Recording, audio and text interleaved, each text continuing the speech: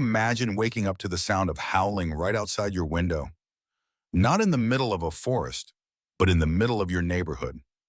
Across North America, coyotes, once elusive hunters of open plains and deserts, are moving into suburbs in major cities, adapting faster than almost any other predator on the continent. And they're not just surviving, they're thriving.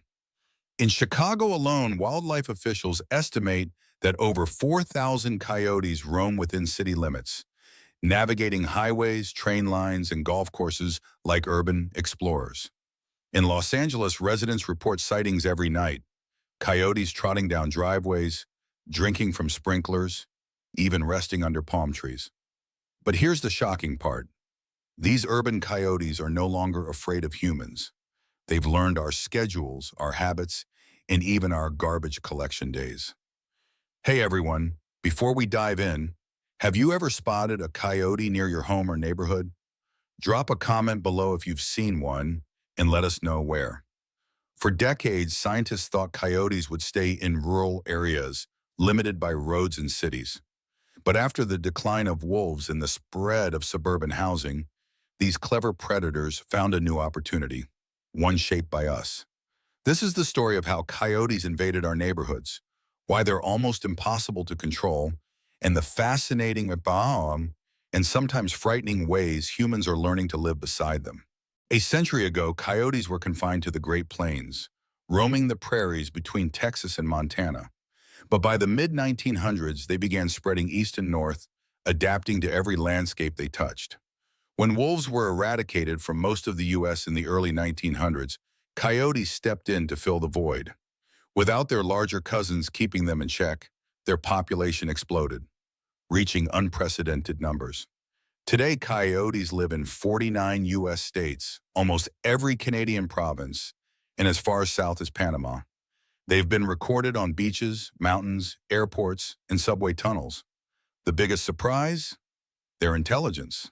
Coyotes quickly learned that suburban areas provide easy meals, pet food, compost, unsecured trash cans, and, tragically, unattended small pets.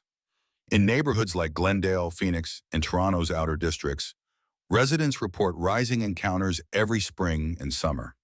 Some describe the eerie sound of multiple coyotes howling, a sign of family groups communicating across territories. The impact is serious. In parts of California and Alberta, coyote attacks on pets have tripled in just 5 years. Livestock losses are also growing. Ranchers in southern states now rank coyotes as the #1 cause of small animal predation.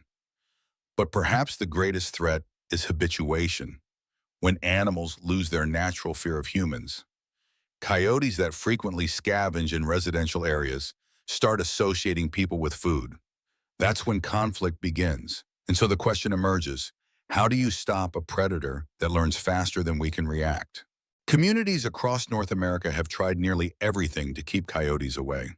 In one suburb of Denver, homeowners built 8-foot-high fences reinforced with roller bars, metal pipes that spin if a coyote tries to climb over. Others have installed motion-activated sprinklers and flashing LED deterrents that mimic predator eyes at night. The average homeowner spends between $500 and $1,500 on deterrent systems each year. Yet experts say many fail because coyotes quickly adapt. They observe, they test, and within days they learn which devices are real threats and which are just noise. Animal control officers call it urban intelligence. Coyotes recognize car horns, human voices, and even neighborhood schedules. They move when the streets are quiet and vanish before sunrise. Then there's the issue of fencing. A coyote can leap over 6 feet or dig under a foot of soil in seconds. Reinforcing the base of a fence with buried wire mesh helps, but it's costly and time-consuming. To make matters worse, coyotes often teach their pups the layout of neighborhoods, where to cross roads safely, where trash bins overflow, and which yards have dogs that bark but never chase. Over generations, they're becoming perfectly adapted urban hunters. Some communities have even attempted sound harassment, using loudspeakers or firecrackers to scare coyotes off. It works for a week, then they return. Experts now agree simple deterrents aren't enough. The solution has to involve education, community coordination, and understanding how coyotes think. In 2017, the city of Vancouver launched the Coexisting with Coyotes program, one of the first of its kind in North America. Instead of relying on traps or extermination, the program focused on behavioral science. Residents were taught hazing, a technique that trains coyotes to stay wary of humans. Here's how it works. When a coyote approaches too close, residents make loud noises, shouting, waving arms, throwing small objects near but not at the animal, or using air horns. The goal isn't harm, it's reinstilling fear. And it works surprisingly well. In the first year of implementation, urban sightings didn't decrease, but aggressive incidents dropped by 60%. Other cities followed. Chicago, San Diego, and even Toronto established similar awareness campaigns, combining data from wildlife cameras with community reports to track coyote movements in real time. Meanwhile, biologists fitted dozens of coyotes with GPS collars, revealing incredible results.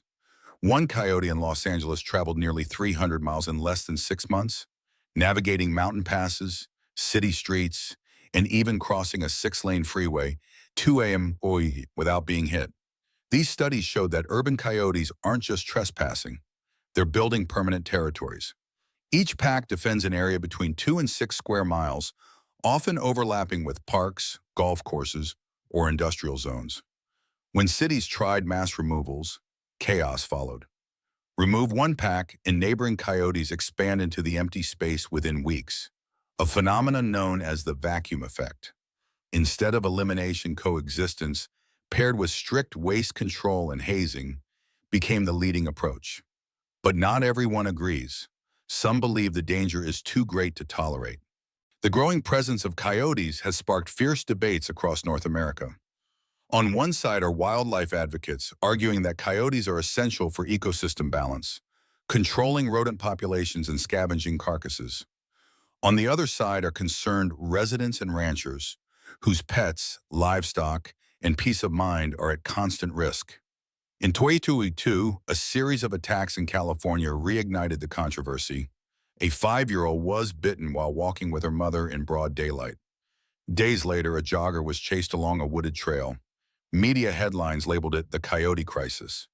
In response, some counties authorized lethal control teams, allowing licensed trappers and marksmen to remove aggressive coyotes under government supervision. But it's not a simple fix. Studies show that unless 70% of a local coyote population is removed, numbers bounce back within a single breeding season. Coyotes can have up to 12 pups per litter, and when under pressure, they breed earlier and more frequently. In rural Alberta and parts of Texas, ranchers rely on specialized traps, padded foothold designs, or corral traps baited with livestock remains. But animal welfare groups argue these methods cause undue suffering and are rarely selective. The government of Colorado experimented with non-lethal repellents, such as scent markers that mimic wolf urine. Results were mixed. Some packs avoided the area, others ignored it completely. The debate rages on. How far should humans go to protect property and safety, and at what cost to wildlife? Despite the tension, one truth remains. Coyotes aren't going anywhere. They've become part of the new urban ecosystem, as permanent as pigeons or raccoons, but infinitely more cunning. As urbanization spreads, so does the coyote's domain. Experts now estimate over 1 million coyotes inhabit North America's city boundaries. The key to the future lies not in eradication, but in adaptation. Researchers at the University of Guelph and UCLA are testing smart deterrent systems, combining motion sensors with AI cameras that recognize animal species and trigger specific responses. When a coyote is detected, the system emits low-frequency growls or flashing lights tailored to that species' instincts. Communities are also collaborating on secure waste management programs, locking bins, removing outdoor pet food, and enforcing nighttime leash laws. Even small changes, like closing gaps under fences or trimming overgrown bushes, can reduce backyard visits by 80%. Meanwhile, A new generation of wildlife filmmakers and educators is reshaping public perception. They show coyotes not as villains, but as survivors, intelligent, adaptive, and misunderstood. Imagine this. It's 2 a.m. in a quiet neighborhood. A single coyote trots down the sidewalk, pausing beneath a street lamp. Its shadow stretches long across the concrete. It glances around, ears twitching, nose catching every scent in the breeze. For a brief moment, the city seems to belong to it, and maybe in a way it does. If we can learn to live responsibly alongside these creatures, securing what attracts them, respecting their space, and restoring balance, then perhaps coexistence isn't just possible, it's inevitable. Thank you for watching this documentary on the urban coyote invasion, a story of intelligence, adaptation, and survival in the heart of our cities. If you've learned us something new or want to see more wildlife investigations like this, please subscribe to the channel, hit the notification bell, and help us continue bringing you stories that connect nature and humanity. And if there's a specific animal you'd like us to cover next, from raccoons in New York to wild boars in Alberta, leave a comment below. Your support helps us make every video possible. Until next time, stay curious, stay safe, and respect the wild around you.